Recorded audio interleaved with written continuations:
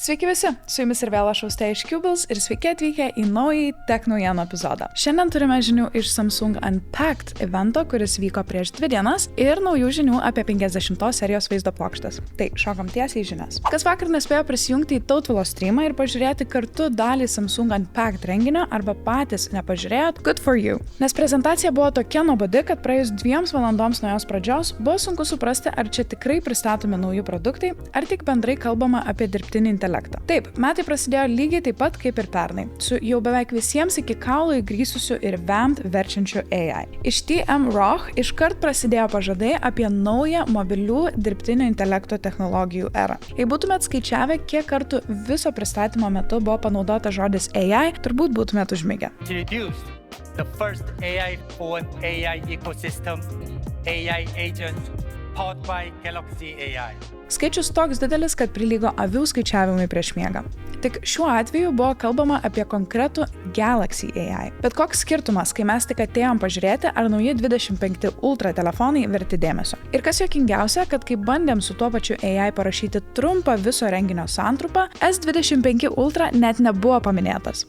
Iš to galit suprast, ant kiek visi liko nusivylę šiuo Samsung renginiu ir ant kiek nauji produktai paskendo dirbtinio intelekto funkcijų pristatymuose. O mes šokam iškart prie įrenginių. Šiandien kalbėsim apie Samsung Galaxy telefonus, laikrodį, žiedą ir ausines. Einam iškart prie reikalo. Telefonų. Jeigu atvirai, po tokių nežymių telefono atnaujinimų, tikrai nesistebiu, kodėl visas Samsung Unpacked renginys buvo apie dirbtinį intelektą. Be naujų spalvų būtų sunku atskirti S25 seriją nuo praėjusių metų modelių. Procesorius, kaip ir kalbėjom praeitą savaitę pristatydami OnePlus telefonus, bus Snapdragon 8 Elite, kuris turėtų pagerinti baterijos veikimo laiką, bet taip ir nebuvo tiksliai pasakyta ant kiek. S25 ir S25 Plus turės tuos pačius 6,2 ir 6,7 colio ekranus, o visa Samsung Galaxy S25 serija turės 12 GB operatyviosios atminties. Didžiausia S25 Ultra skirtumai – 15% mažesni rėmeliai, kurie vizualiai padidina ekraną ir ultra plati 50 megapikselių kamera, kuri pakeitė senąją 12 megapikselių kamerą. Na, dar galim paminėti, kad šonai yra šiek tiek kvadratiškesni, o kamerų žiedai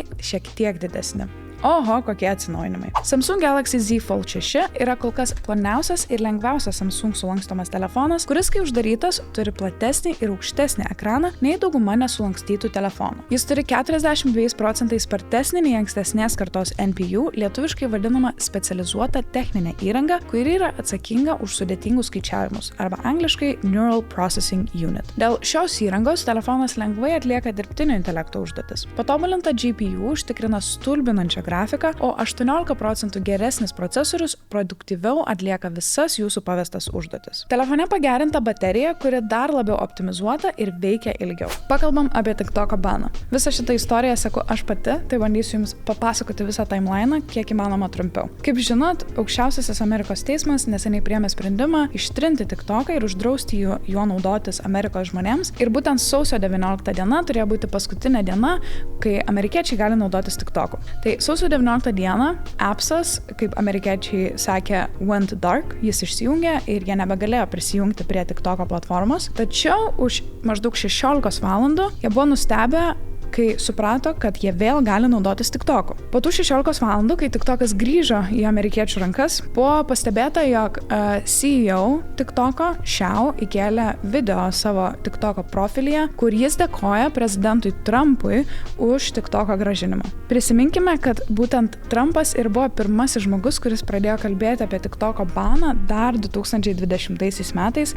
Dėl to, nes jis jaudinosi, kad čia yra kinietiška platforma ir vagiami duomenys ir whatnot. Tai po tų 16 valandų, kaip minėjau, atsirado videkas, kur CEO Xiao dėkoja Donaldui Trumpui už TikToko grąžinimą amerikiečių žmonėms. TikToko profilyje dingo CEO of TikTok aprašymas ir liko tiesiog TikTok, be žodžio CEO. Tai dabar, aišku, viskas yra spekulacijos, jokių dar konkrečių žinių neturim, bet teorijos yra tos, kad būtent Markas Zuckerbergas greičiausiai perpirko TikToką, kadangi aukščiausiojo teismo priimtas sprendimas ištrinti TikToką buvo su sąlyga, kad jis gali būti grąžintas, jei jį perperka amerikietiška kompanija, įmonė ar kažkoks tai žmogus. Tai, kadangi amerikiečiai vėl gali naudotis TikToku, mums tai leidžia suprasti, kad TikToką greičiausiai perpirko, o kas kitas jį perpirko, jeigu ne Markas Zuckerbergas. Nes Meta ir TikTokas yra 2 didžiausi konkurentai.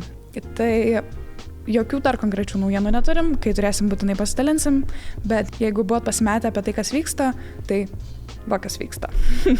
Sveiki atvykę į antrąjį segmentą. Pirmąjį segmentą filmavom ketvirtadienį, dabar filmuojam penktadienį, kai yra išėję oficialūs PAM9 benchmarkai. Su manim turim Procą ir jeigu ką, jis yra prieinamas įsivaikinti. Šiaip jo vardas Dzeusas, mes jį ofise vadinam Procu, jūs galėsite duoti vardą, kokį norėsit. Tai va, taigi tęsiant visiems labiausiai rūpimą temą apie PAM9 vaizdo plokštes ir jų performansą, pagaliau gavom pirmuosius tikrus benchmarkus. Trumpas priminimas apie pačią PAM9. Naujausia Blackwell architektūra, DLSS 4 technologija ir 32 GB atminties. Šį kartą PAM9 Founders Edition buvo lyginama su RDX Cam 9, RDX Tram 9 Ti ir RDX 28 Ti. Testai buvo atliekami šiuose žaidimuose. Alan Wake 2, Cyberpunk, Indiana Jones and the Great Circle. Pradedam nuo Alan Wake 2. Įjungus spindulių sekimo funkciją ant 4K rezoliucijos, PAM9 pasirodė net 35% geriau nei Cam 9 ir 2 kartus geriau už Tram 9 Ti, išjungus DLSS Frame Generation. Viso testo metu laikėsi vidutiniškai 47 FPS, kai tuo pačiu metu 28 Ti vos siekė 10 FPS. Tačiau galios suvartojimas buvo insane. Kai Cam 9 valgė 405 vatus, PAM9 siekdavo net iki 520 vatų, kas yra dvigubai daugiau nei suvartoja 28 Ti. Šiuo atveju dvigubai didesnis performance lygus dvigubai didesniam galios suvartojimui. Testuojant vaizdo plokštę Cyberpunk 2077 žaidime, PAM9 pasirodė 30% geriau lyginant su Cam 9 ir yra šiek tiek daugiau nei 2 kartus greitesnė už Tram 9 Ti. Jei tiksliau, RDX PAM9 vidutiniškai siekia apie 52 kadrus per sekundę, kol Cam 9 laikėsi apie 39 FPS. Ir būtent ant šio žaidimo buvo ištestuotas maksimalus vaizdo plokštės performance įjungus Full Path Tracing ir DLSS 4. Bazinis kadrų per sekundę dažnis su DLSS super rezoliucija siekia 92 FPS, o su DLSS 4 padidėjo iki 283 FPS. Indiana Jones and the Great Circle. Kadangi šio žaidimo nepavyko paleisti su 28 Ti ant maksimalių grafikų, jos buvo sumažintos nuo Supreme iki High. Testo rezultatai parodė šiek tiek mažesnį FPS skirtumą. PAM9 buvo pranašesnis už Cam 9 23,4%, tačiau lyginant su Tram 9 Ti net 86%. O palyginus su 28 Ti našumas buvo net 3 kartus didesnis. Jei apskritai, RDX PAM9 yra būtent ten, kur ir tikėjomės, kad bus. Pačiame rezultatų viršuje.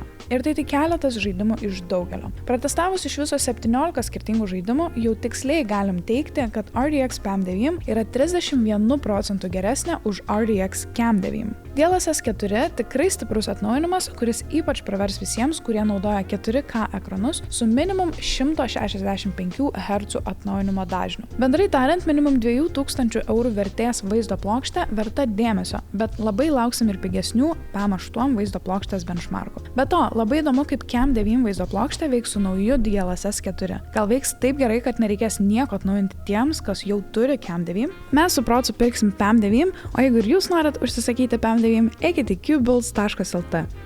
Patikrintai rekomenduojama Proca. Ada! Įsivaikykit šitą vaiką, jeigu norit. Parašykit man. Tai tiek tų žinių šios dienos tech naujienų epizode. Labai ačiū, kad mane ir vėl žiūrėjot. Nepamirškit prisijungti į naujienų epizodą ir sekančią savaitę. O iki tol pasiekit mus visose socialiniuose tinkluose, apsilankykit Tautvilos streamuose ir susitiksim kitą savaitę. Nežinau, kas ten vyksta, bet einu išskirinėti.